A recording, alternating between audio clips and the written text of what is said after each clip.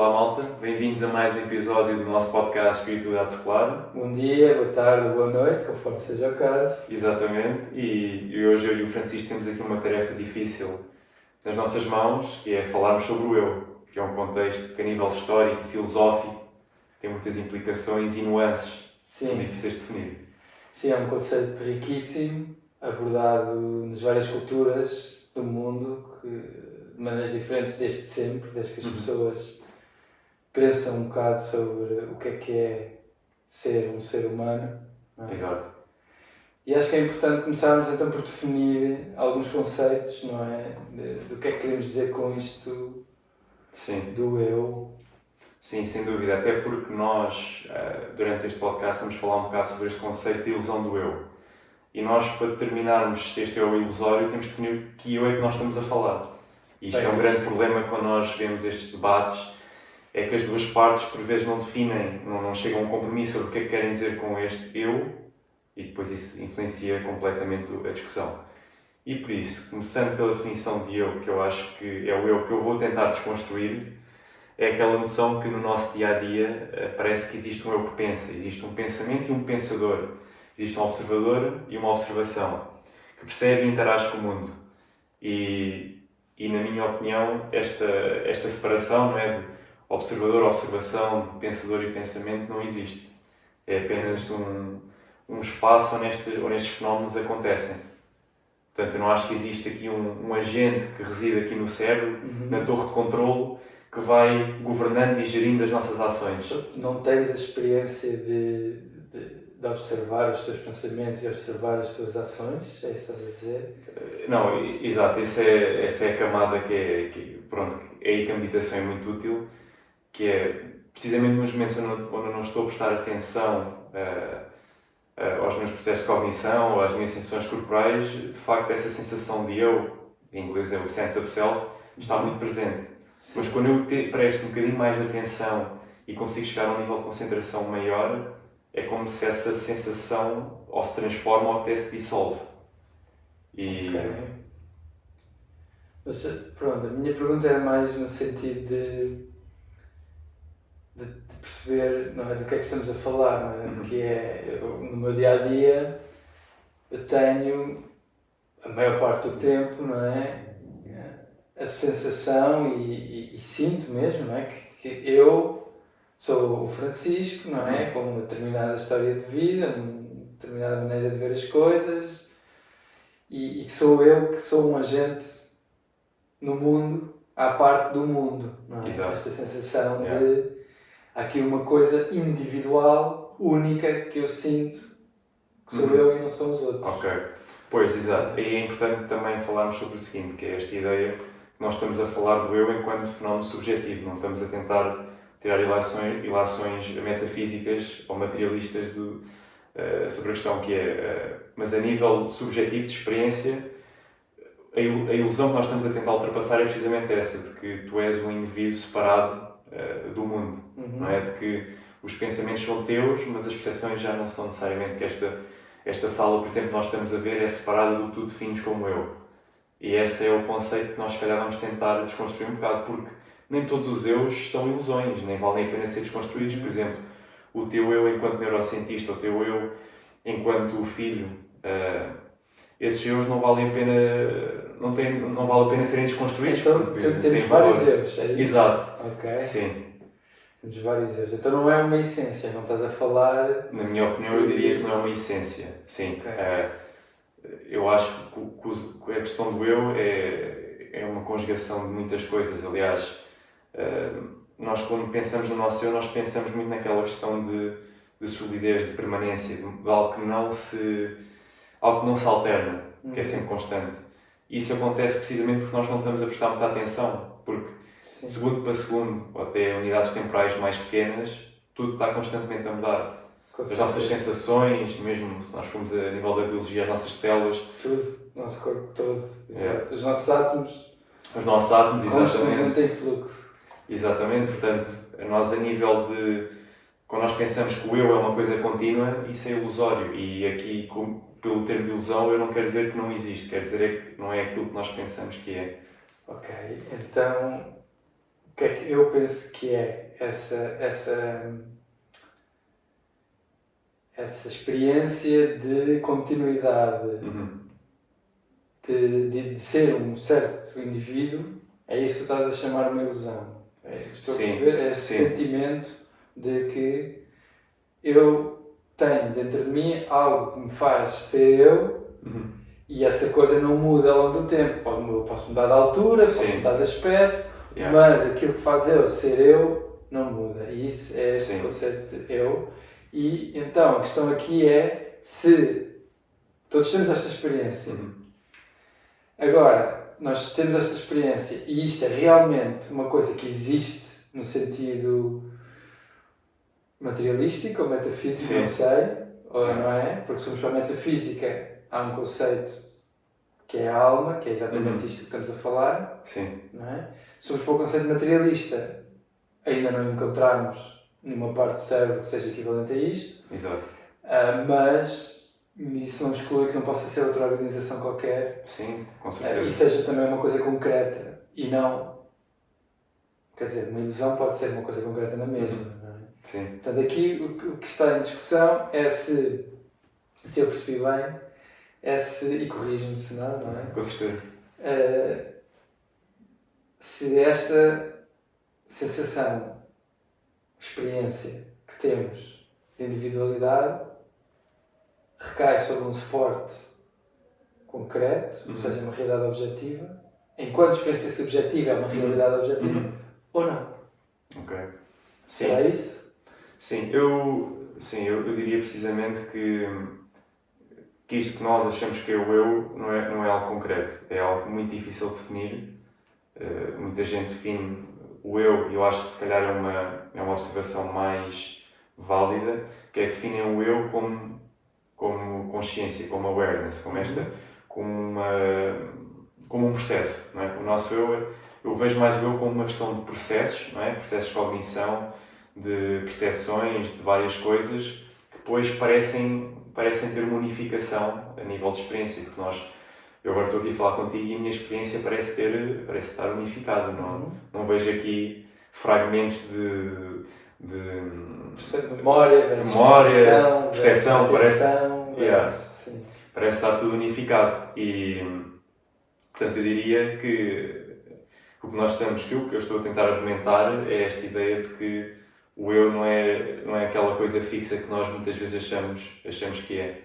E como tu falaste há bocado na questão de se nós tentarmos estudar o cérebro para ver se reside ali um eu, e há muita gente que vai disputar isto, porque muita gente pensa, e eu sou um bocado agnóstico em relação a esta ideia de que a consciência se calhar não reside no cérebro, mas se nós usarmos a ciência atual, se tivesse que apostar, diria que a consciência reside no cérebro, não é? Porque se nós afetarmos uma certa parte...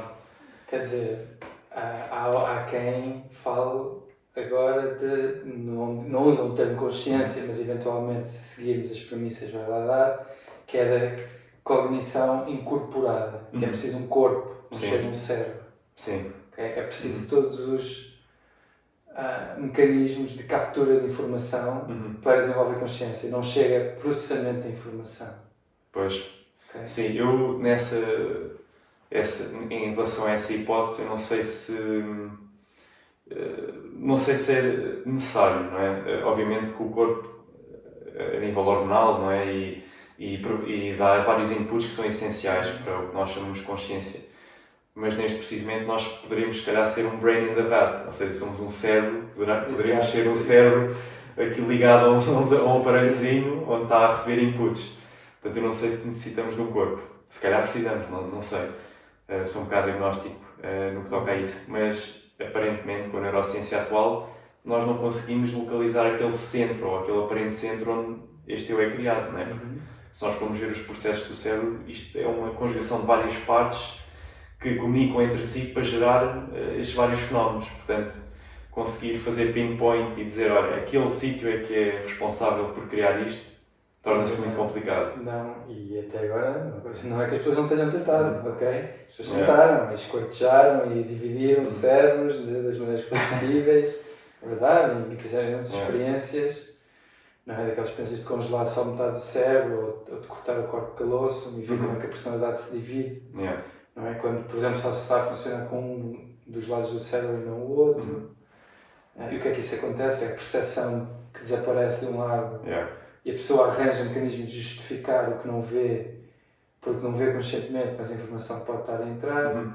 Okay? Portanto, as pessoas tentaram encontrar onde no cérebro é que está esta parte responsável por esta parte do eu, e acabaram por dizer que estão envolvidas múltiplas estruturas que inclui muitas partes do cérebro. Exato, não. E aí o que tu estás a dizer é muito interessante, não é? Quando cortam corpos calóseo, por exemplo, em pacientes epiléticos graves, não é? O que acaba por acontecer é, às vezes parece que tens ali dois eus, não é? Convém só dizer que o corpus callosum é o feixe que une e faz comunicar os dois hemisférios do cérebro. Exatamente, e aí o que é muito interessante é que tu tens às vezes pacientes que tu metes objetos em cima da mesa e um braço vai se esticar para apanhar um e o outro puxa para trás, é como se tivessem duas motivações diferentes. E pronto, isso é um exemplo, não é? Um exemplo extremo de que se calhar existe aqui alguma assimetria que causa a origem de alguns erros diferentes. Mas eu acho que não é preciso ir tão a fundo a nível de estudar o cérebro. Eu acho que nós, neste preciso momento, através de técnicas de concentração da meditação, conseguimos desvendar um bocado esta questão do eu.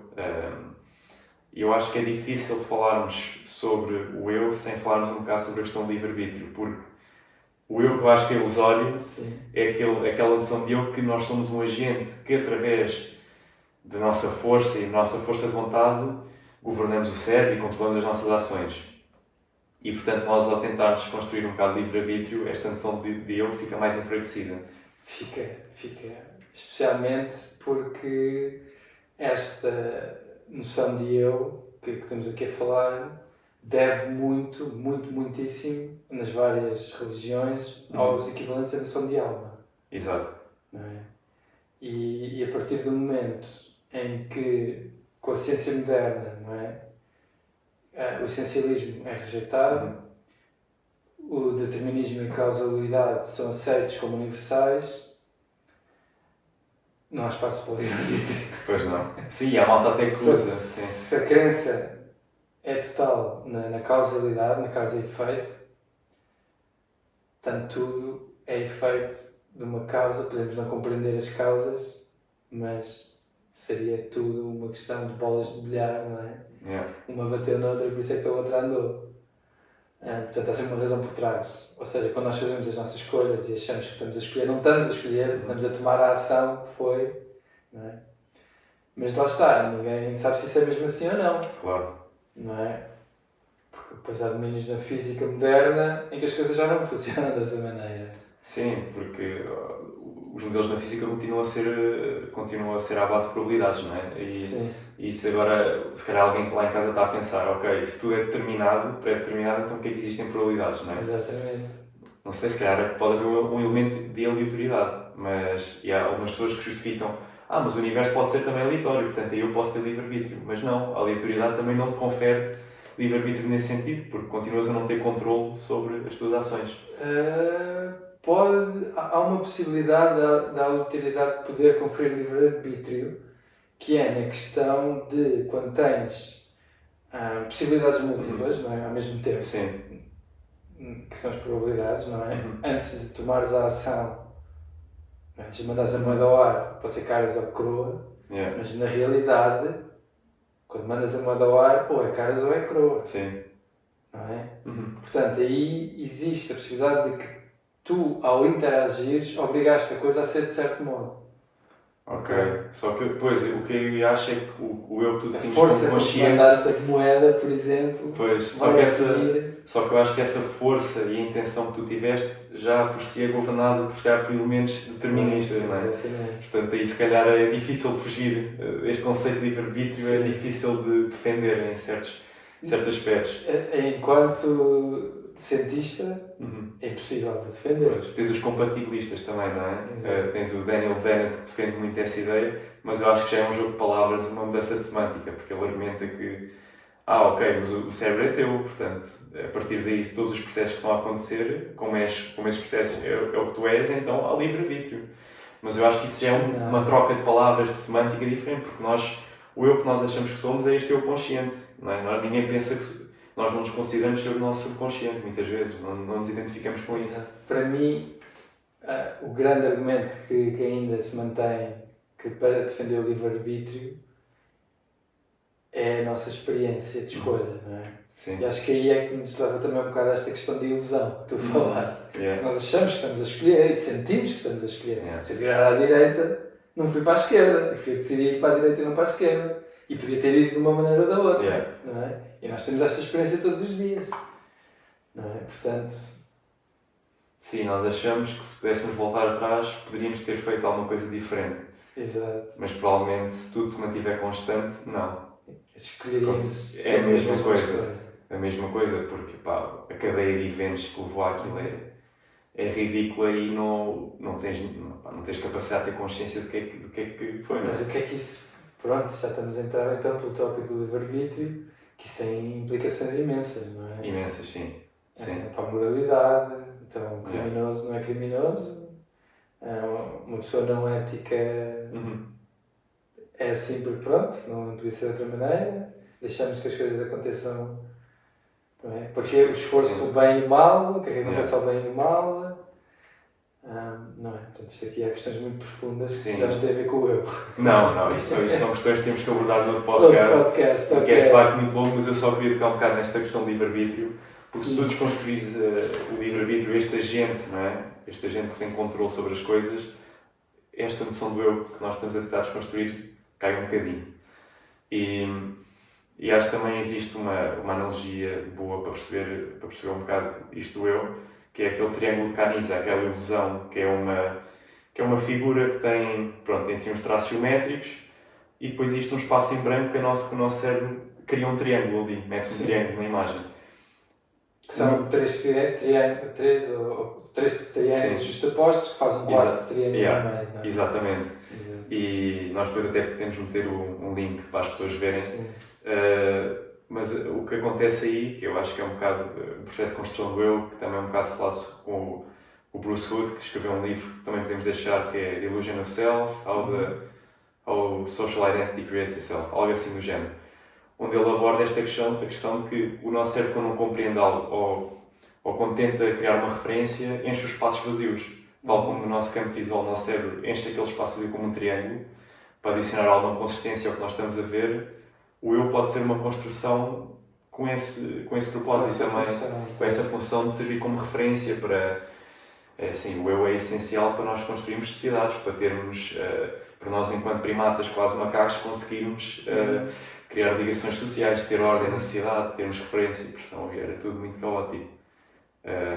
Portanto, nesse sentido, poderá ser uma forma de visualizar. A noção de personalidade, não é? O autoconceito. Sim.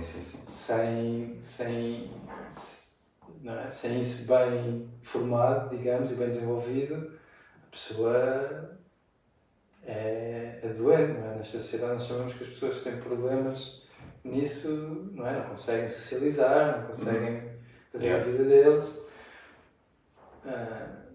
Então é fundamental esta estrutura do eu, não é? Sim. E a estrutura do eu saudável. Sim, e tu tocaste em um ponto muito interessante, que é,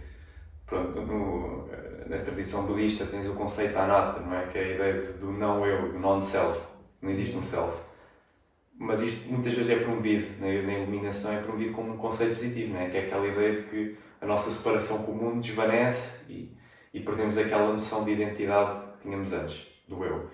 Só que este fenómeno que estamos a descrever também acontece em coisas que nós descrevemos como patológicas, não é? Às vezes durante um onset de esquizofrenia, a pessoa perde esta noção do eu. Portanto, como é que nós podemos classificar esta experiência como saudável e outra como patológica, não é? Onde é que está a fronteira que divide estas duas? E até tens diagnósticos como a dissociação, não é? Que por exemplo, muitas vezes é um problema que acontece quando há pessoas que começam a utilizar meditação muito intensamente e sem um guia adequado, Uhum.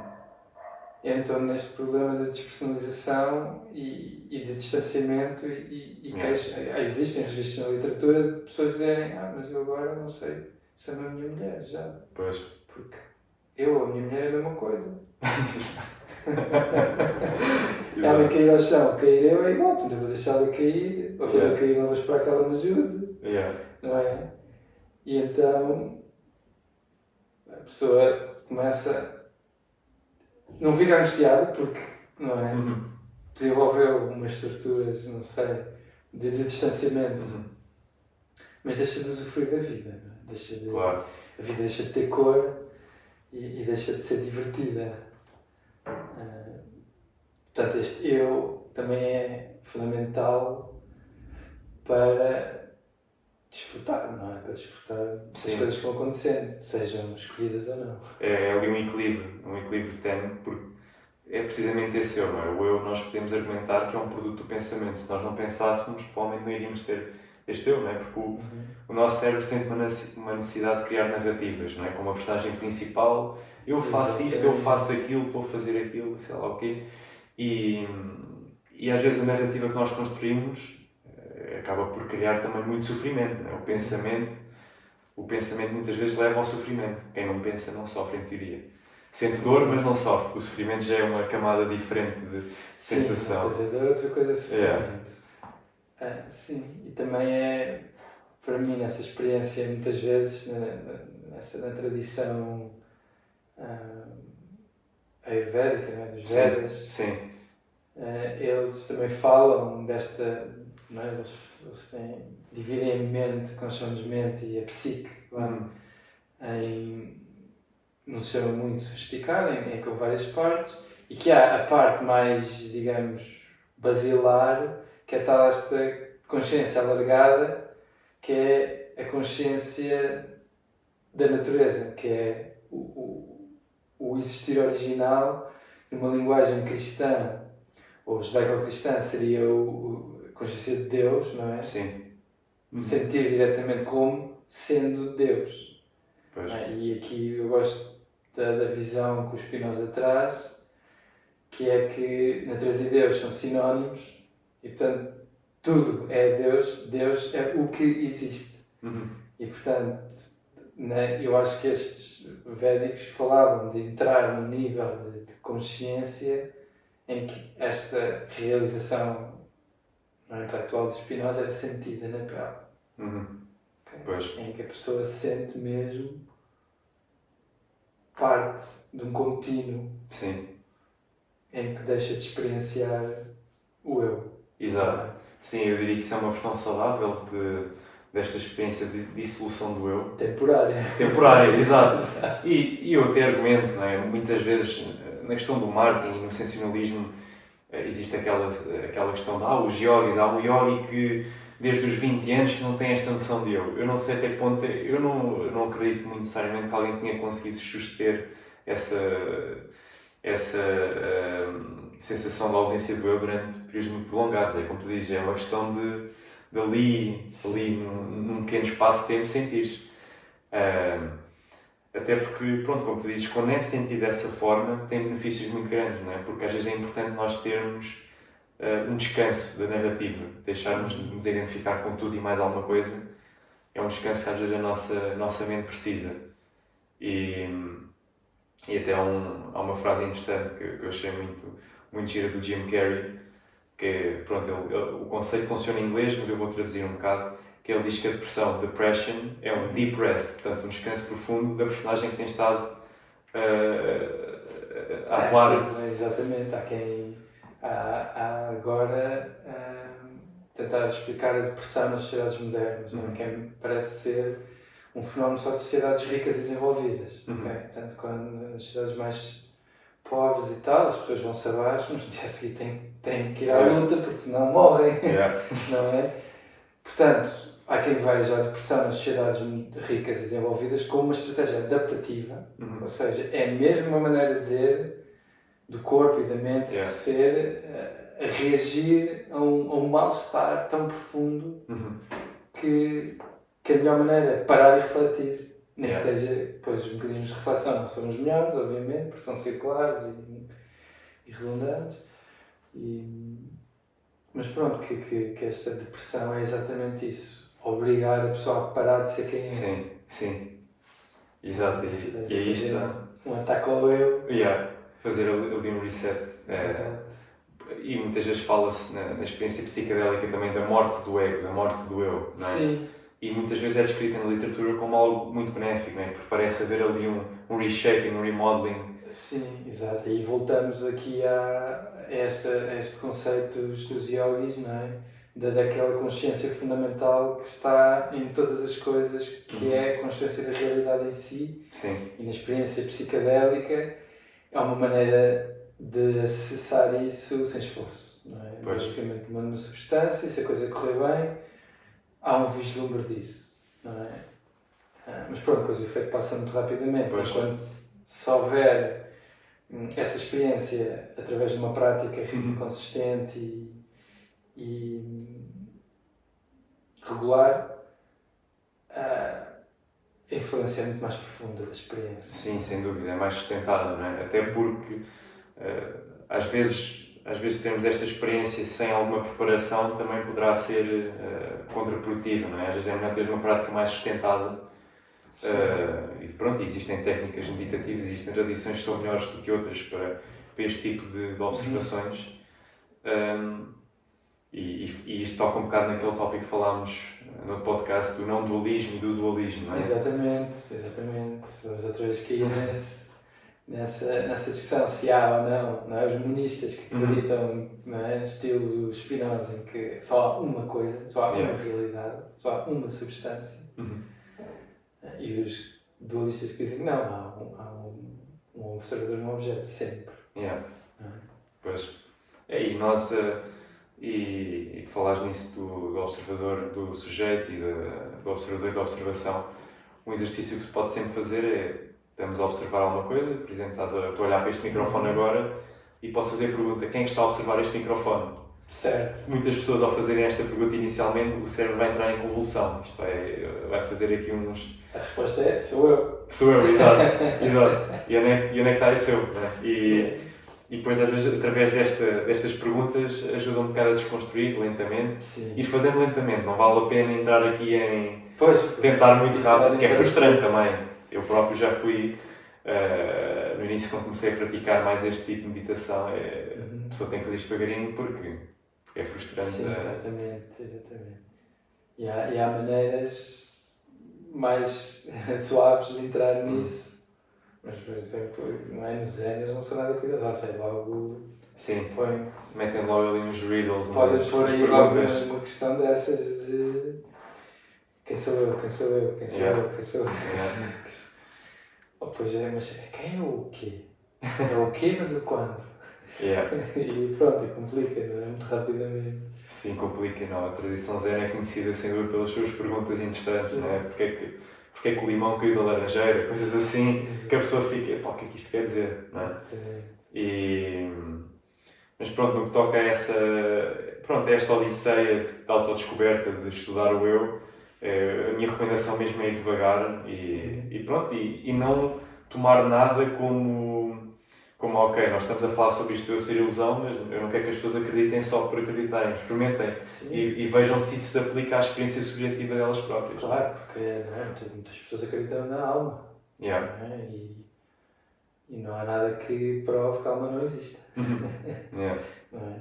Nós temos a experiência subjetiva e não há maneira de sabermos se é verdade ou não, porque pela maneira como a experiência é, até agora não temos sequer enquadramento teórico para analisá-lo, porque temos este problema do observador e do objeto serem a mesma coisa. São o cérebro humano a tentar compreender o cérebro humano.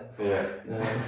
Então, até termos uma perspectiva diferente sobre a coisa, se calhar não vamos ir muito longe, esta é a minha opinião. Eu acho que vamos precisar de ter outros, seja os nossos descendentes mais máquinas do que biológicos, seja visitantes de outras terras, que consigam olhar com perspectiva. E quando somos nós sempre a tentar olhar para a mesma coisa, acho que vamos demorar um bocado. Sim, e aí tu tocaste na questão da alma. Eu acho que ultimamente, neste movimento New Age, o que se ouve muito do eu é aquele eu, o eu verdadeiro é o eu essencial, que não nasce, é eterno. Portanto, é uma adaptação já deste conceito de alma. É a alma É alma, exato. Exato, com outras palavras, exatamente. Isso é uma das críticas, aliás, ao movimento New Age, que é simplesmente uma reconstrução do que já foi dito. E é muitas vezes um cristianismo, okay? O movimento New Age, não é? É muitas vezes um cristianismo com uma outra roupagem. E com alguns elementos adotados do Oriente, mas em que a filosofia de base é bastante cristã, no sentido de Cristo, não no sentido das religiões cristãs, mas no sentido da teoria do cristianismo. Sim, e tem muita influência também do Meister Eckhart também, que foi fundamental também nessa mitologia que foi criada, que também pronto, é muito baseada no cristianismo, mas isto é um ponto importante, que é, eu não estou aqui a dizer necessariamente que esse eu não existe, porque sou agnóstico, não sei, né? Como tu dizes, não temos ferramentas para provar isso. O meu problema é que se calhar isso é uma proposição infalível, se calhar não é mesmo, nunca vamos conseguir responder, portanto se calhar é muito interessante. Mas o eu que eu quero mesmo desconstruir é aquilo que nós temos falado desta entidade que vai controlando e que pensa e pronto. Eu gosto muito mais desta visão de processo, né? Que nós somos um verbo, não tanto um nome. Exato. Somos algo que vai evoluindo e é uma conjugação de várias coisas. Isso é muito bonito o que tu disseste. Nós somos um verbo, não um nome. E para mim isso é realmente uma afirmação espiritual. Sim. Porque a Bíblia começa exatamente com isso. Exato. O que interessa é o verbo. No início é o verbo, Deus é verbo. A palavra mas no teu sentido é a ação. Sim. Quer dizer, verbo enquanto ação. Sim. Nós não somos uma coisa, somos uma ação. E essa é muito, muito bonita. Sim, exatamente. E depois nós até podemos, nesta questão de onde é que o eu está, não é? Se nós acreditarmos na neurociência, nós vamos ver que os nossos comportamentos são um resultado de circuitos neuronais que vão se comunicando entre uns e os outros. E para provares uma alma, não é? Para provares a essência, se calhar, de uma alma, uma hipótese era mostrar um circuito de neurónios que funciona independentemente das influências externas, tipo nível hormonal, que não sofre as influências deterministas, não é? Porque se calhar se de facto existir uma alma, se calhar isso era um exemplo de algo que sobrevive, não é? Estas forças externas. Mas lá está, o conceito de alma não é necessariamente descorporizado. Claro que na maior parte das tradições religiosas é nesse sentido que se fala da alma, de uma coisa que sobrevive o corpo. No sentido, nos gregos, de anima, é aquilo que anima o corpo. Pois. É aquela diferença. Porque as tuas células não mudam quando tu morres. O cabelo continua a crescer. Okay? A vida, quer dizer, há ali qualquer coisa que ainda está viva. Sim. Estás a ver? Portanto, mas há qualquer coisa que já não está lá. Pois. Que animava, aquilo que te animava não está lá. A anima não está lá. Por isso é que somos animais, porque somos a ação. Não é?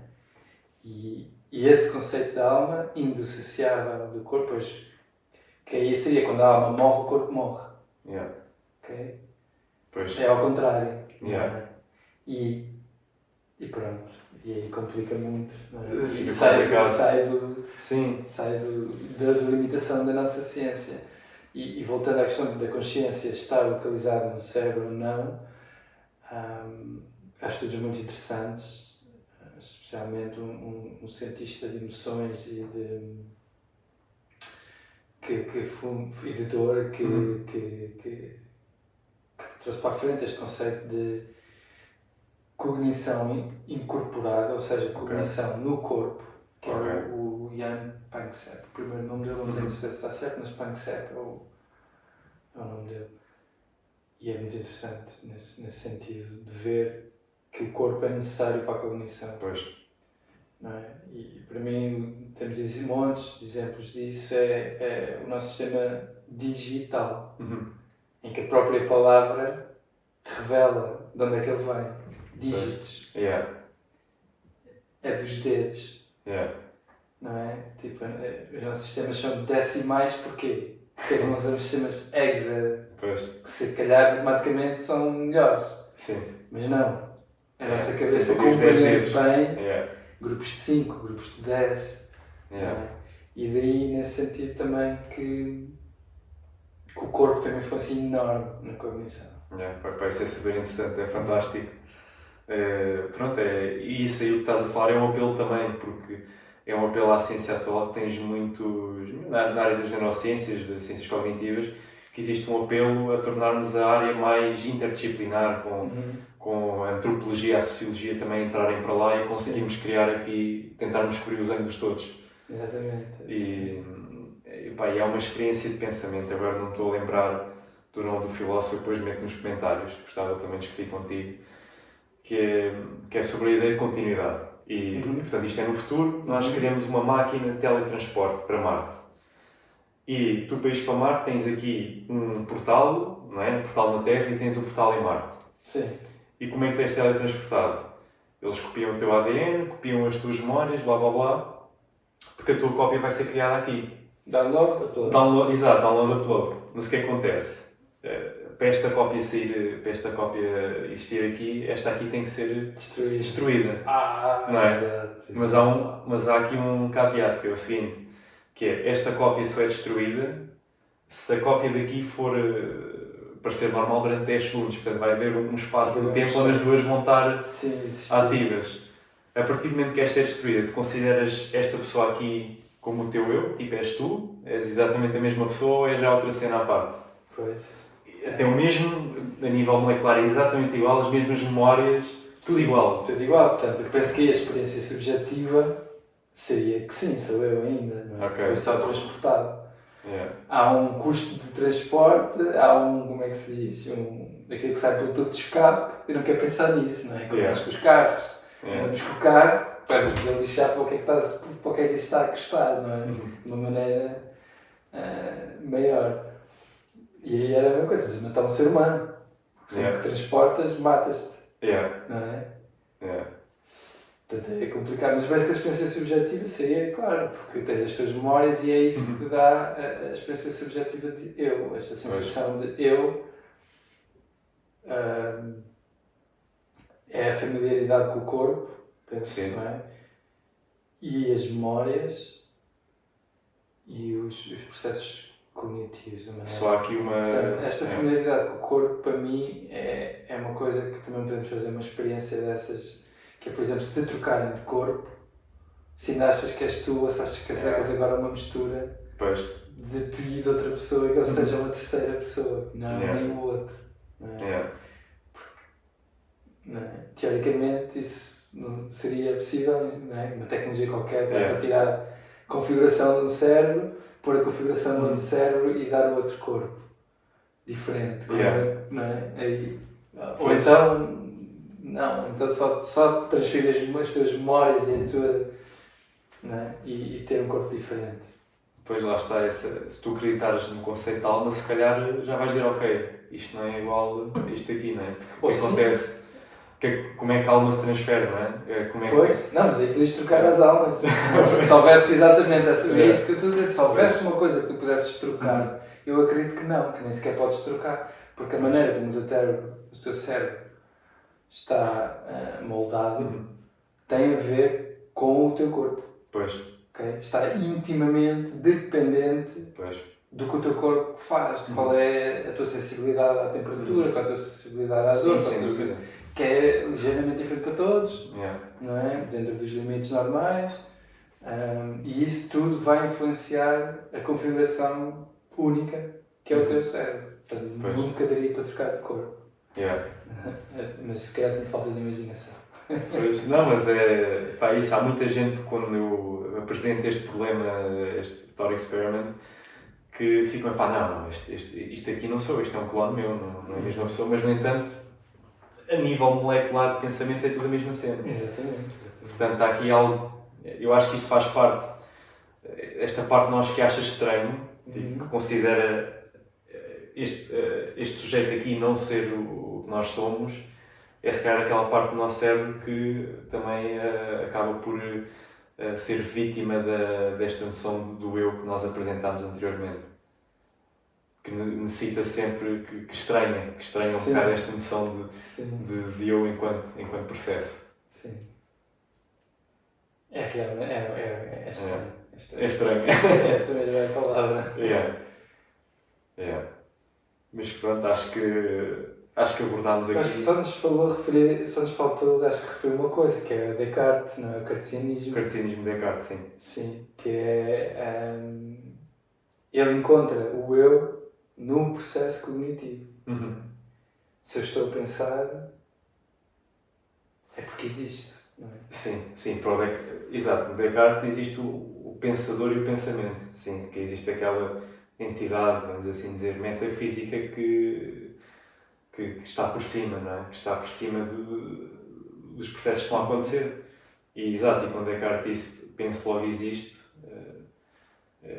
lá está, essa parte, né, para mim não é correta. Eu acho que eu sou muito mais sou mais fã da visão do Sartre, na correção que foi feita a seguir, porque esta questão de dizer que nós pensamos é dizer que nós somos os autores dos nossos pensamentos, e como nós falamos, e agora a malta em casa já pode perceber que eu sou mais determinista do que não acredito no livre-arbítrio, é dizeres que os pensamentos são da tua autoria e por isso tu pensas logo existes, mas lá está, eu penso que nesta questão os pensamentos simplesmente aparecem, não é? Eu estou a falar agora contigo e as palavras estão a sair, eu não tenho que pensar, só sei o que vou dizer quando eu acabo de dizer. Sim. E por isso torna-se complicado. Portanto, rejeitas Rejeito essa hipótese. O cartesianismo. Okay. Sim, rejeito o cartesianismo. Mas pronto, lá está, não posso afirmar com 100% de certeza, não é? Este é o meu... É a minha posição. Hoje, exatamente. É a minha hipótese hoje. Exato. Se existe uma alma, na minha opinião, não, mas tenho um certo nível, sou agnóstico até a um certo ponto perante essa premissa. Sim. Pois eu acredito que pode existir a alma, mas naquele sentido de que é indissociável do corpo. Ok. No sentido em que a alma sai do corpo, o corpo morre, e a alma morre sem corpo. Ok. E nessa... Então, pois, o que é que isso quer dizer da alma? Não sei, perde o significado. Pois, é isso. Mas no sentido de um campo de consciência que é, ao mesmo tempo, a nossa essência, mas tem uma base material. É isso que eu queria dizer. Não é uma alma no sentido metafísico, é uma alma física. No sentido que é um campo de consciência que não está localizado no cérebro, mas que está espalhado pelo nosso corpo todo. Ok. Pois, sim. Mas dirias que essa alma é de certa forma independente, ou seja, independente no sentido que é separada dos pensamentos, ou é uma parte dela? Por exemplo, uma analogia pode ser, por exemplo, um espelho não toma a forma das coisas que reflete. Estás a ver? Sim. Seria nesse sentido como um espelho, ou seria uma parte mais ativa, se calhar? É um processo, não é? Portanto, seria uma parte mais ativa. Ok. Eu vejo como um processo. Okay. Está. Neste sentido, tu disseste de verbo. Sim, ok. Que é, não é, a vontade primordial de estar vivo e ser vivo. Sim. Não é? Esta força de vida, não é? Yeah. Não sei. Anima, neste sentido, o que te anima. Não é? Yeah. Aquela coisa sem a qual sabemos que estás vivo ou estás morto e não há meio caminho. Yeah. E essa alma achas que iria-te conferir livre-arbítrio na mesma ou não? Eu sou agnóstico. Eu sou agnóstico, penso que não sabemos o suficiente. Ok. O determinismo, enquanto cientista, determinista, causalista, diria que não é possível, livre-arbítrio, simplesmente pelo facto que a causalidade é o que rege as leis do universo. Mas agora, se não for a causalidade que rege as leis do universo, já não sei Pois. o que te dizer. É que às vezes pensar, não é? Temos que pensar, ok, como é que seria o universo com livre-arbítrio? E se pensares como é que o universo seria com livre-arbítrio, seria uma coisa estranhíssima, não é? Eu teria que saber o que vou pensar antes de o pensar. Não. Porque a partir do momento que eu não sei o que é que vou pensar, então sinto que os pensamentos simplesmente aparecem, que não têm premeditação nenhuma da minha parte. Mas há uma parte cognitiva consciente e há uma parte cognitiva inconsciente. Pois, mas eu não me identifico necessariamente com o inconsciente, não é? Estou a dizer, porque imagina, nós quando falamos de livre-arbítrio, isto é importante referir, que é, o livre-arbítrio é uma ilusão se tu disseres que tu, enquanto eu consciente, sabes o que é que vai acontecer a seguir, porque se nós incluirmos a parte inconsciente, então aí em teoria já tens livre-arbítrio, não há algum sentido? Não, eu acho que não. Acho que desde que haja causalidade não pode haver livre-arbítrio. Okay. Para mim é tão simples quanto isso. Pronto, estou se calhar a simplificar demais a questão, mas o que eu queria referir é que há muitos processos inconscientes, não é, de cognição e de tomadas de decisão que são baseados, não é, no teu ambiente, nas tuas emoções, e tu, na parte consciente, racionalizas, vou para ali, vou para a direita, não vou para a esquerda, porque os sinais dizem-me e os astros dizem-me que é melhor para a esquerda. Yeah. Não é? Mas na realidade não, houve todo um processo inconsciente de cheiros, medição da pressão atmosférica, experiências anteriores que tu não estás a lembrar agora, mas que vão te influenciar qualquer coisa, que aquele caminho te lembra outra coisa qualquer.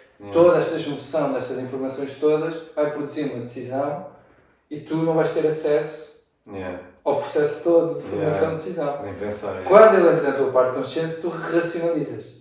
Okay? Mas a decisão já foi tomada antes. Portanto, a justificação e o racional é sempre a posteriori. Okay? Pois, exato. É sempre a posteriori. Portanto, isto que estás a dizer, tenho que escolher os pensamentos, isto acontece. Mas acontece inconscientemente. Pois, mas lá está, é por acontecer inconscientemente que eu argumento não há livre-arbítrio. Estás a dizer, porque não tens controle nenhum enquanto eu consciente. Sim. E nós, para termos livre-arbítrio, então o nosso eu consciente teria que ter acesso ao inconsciente. Pois, então aqui tu abres a possibilidade de existir livre-arbítrio no inconsciente. Pois, mas o que é que isso quer dizer? Eu acho que mesmo no inconsciente é tudo. Se for tudo se, há aqui um se, não é? Porque ninguém sabe se isto é verdade ou não. Mas há aqui um se a causalidade for de facto o único processo que rege as leis do universo, é um grande se. Então, mesmo nos processos inconscientes, não há livre-arbítrio, porque é tudo causa e efeito. Pois. Mas é uma comportação muito grande que tu não precisas ter acesso consciente. Sim. Mas só precisas ter acesso à parte que é relevante. Pois. Para a consciência, que ninguém sabe porquê. Pois, exato. A questão é que eu acho que mesmo... eu acho que esta parte já de se o nosso inconsciente tem livre-arbítrio, para mim já sai da questão, porque a minha visão de livre-arbítrio, quando nós debatemos, é mais na questão do eu consciente, estás a ver?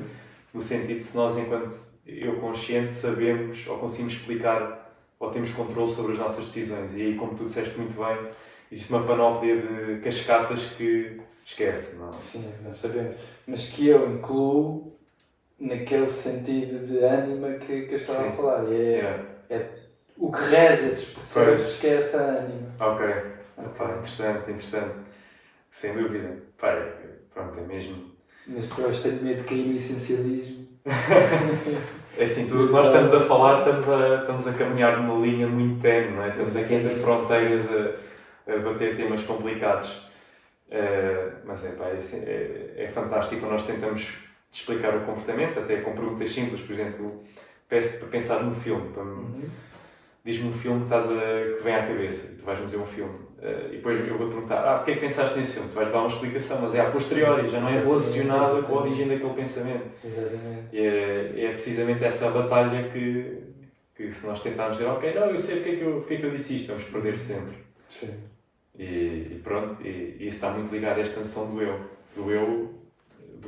que eu considero ilusão. Do agente polícia que vai investigar tudo e controla tudo. Sim. Mas pronto, acho que não sei que tenhas mais alguma coisa a dizer.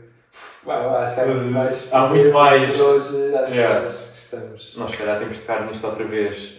Ver também, dependendo do que é que a malta nos comentários achar. O que é que põe nos comentários se vale a pena focar algum destes aspectos, desenvolver se calhar mais a questão do livre-arbítrio. Sim.